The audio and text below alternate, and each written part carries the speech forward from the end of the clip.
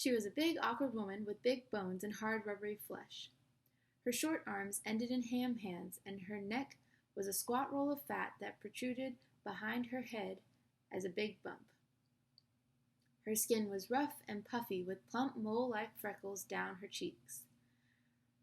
Her eyes glowered from under the mountain of her brow and were circled with expensive mauve shadow.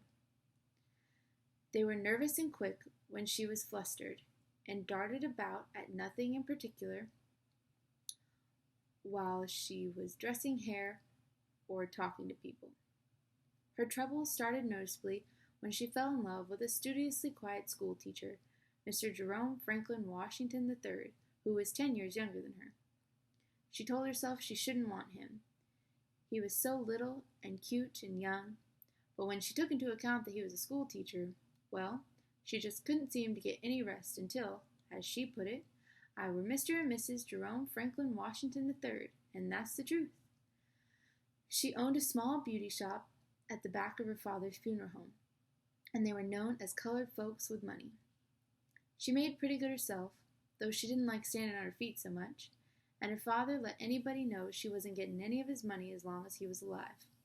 She was proud to say she had never asked him for any. He started relenting kind of fast when he heard she had planned to add a school teacher to the family, which consisted of funeral directors and bootleggers. But she cut him off quick and said that she didn't want anybody to take care of her man but her.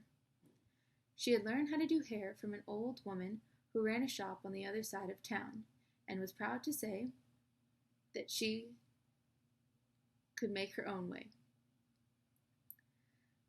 and much better than some.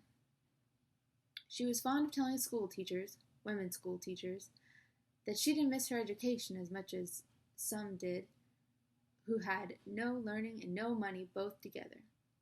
She had a low opinion of women school teachers because before and after her marriage to Jerome Franklin Washington III, they were the only females to whom he cared to talk.